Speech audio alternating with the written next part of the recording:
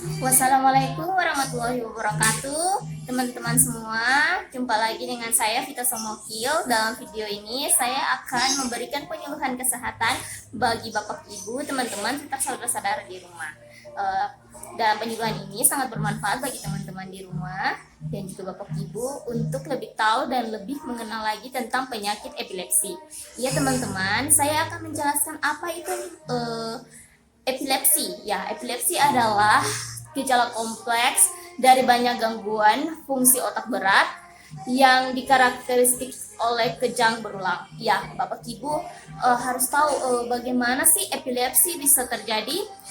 Epilepsi terjadi karena adanya gangguan listrik pada sel-sel saraf pusat pada suatu bagian otak, sehingga pada bagian otak tersebut terjadi hantaran listrik yang tidak terkontrol, terjadi berulang dan abnormal. Ya, Bapak Ibu semua, kita juga harus tahu apa sih penyebab dari epilepsi.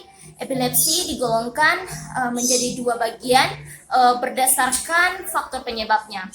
Yang pertama adalah kelompok primer, di mana dalam kelompok primer ini tidak diketahui penyebab yang pasti bangkitnya epilepsi.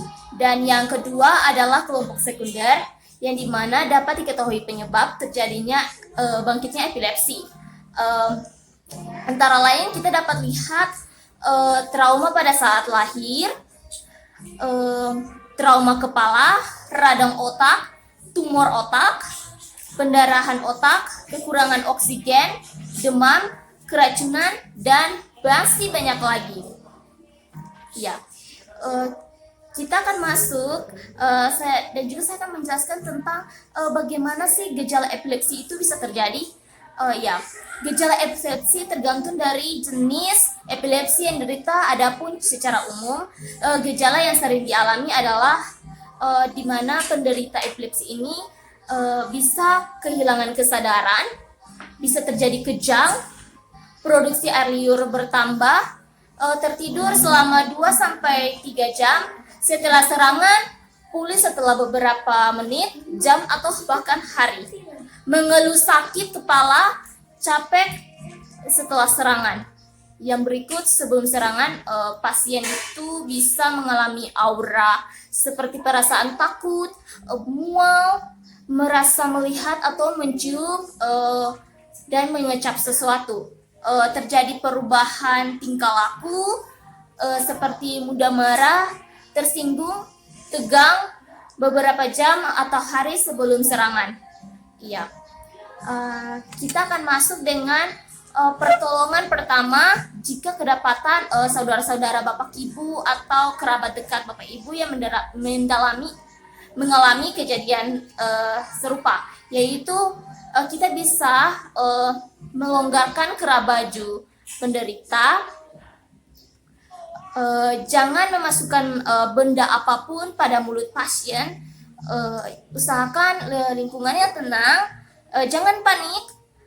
Singkirkan benda di sekitar yang dapat melukai pasien.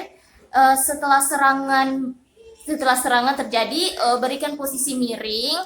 Gunanya itu agar aliran nafas tetap lancar. Saat sadar dari kejang, jangan ditinggal. Temani terlebih dahulu. Jika serangan tidak membaik selama 5 menit dan serangan berikutnya datang sedemikian cepat, segera hubungi ambulans untuk ditangani di rumah sakit oleh dokter. Upaya-upaya pencegahan yang dapat kita lakukan ialah yaitu berupa upaya pencegahan primer, sekunder, dan tersier.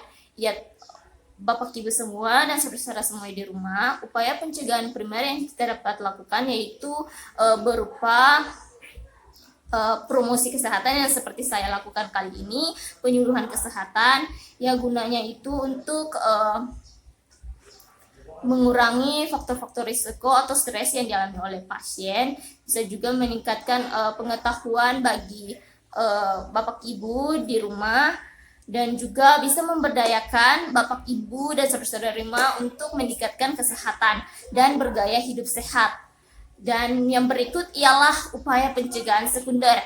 Upaya pencegahan sekunder meliputi berbagai tindakan yang dimulai setelah ada gejala-gejala yang sudah ditimbul. Dalam kategori bisa kita bilang sudah beresiko terhadap penyakit epilepsi ini. Bisa kita lakukan tindakan pemberian obat-obatan maupun obat-obatan alternatif maupun non alternatif. Yang berikutnya Bapak Ibu di rumah, kita juga bisa memberikan terapi-terapi khusus bagi penderita epilepsi. Yang berikut teman-teman dan Bapak Ibu di rumah yaitu upaya pencegahan tersier. Upaya pencegahan tersier ini dilakukan setelah sistem yang ditangani dengan strategi pencegahan sekunder dan pencegahan primer yang difokuskan pada perbaikan kembali ke arah stabilitas sistem. Upaya pencegahan ini ialah untuk memperkuat resistansi terhadap stresor, untuk mencegah reaksi timbul kembali atau reaksi sehingga dapat mempertahankan energi. Jadi yang dapat bisa kita lakukan ialah kita bisa memberikan penyuluhan agar pasien tidak kembali kepada penyakitnya yang sebelumnya. Ya, terima kasih teman-teman, Bapak Ibu dan teman-teman semua. Semoga penyuluhan saya ini dapat bermanfaat bagi teman-teman dan Bapak Ibu di rumah. Terima kasih dan shalom.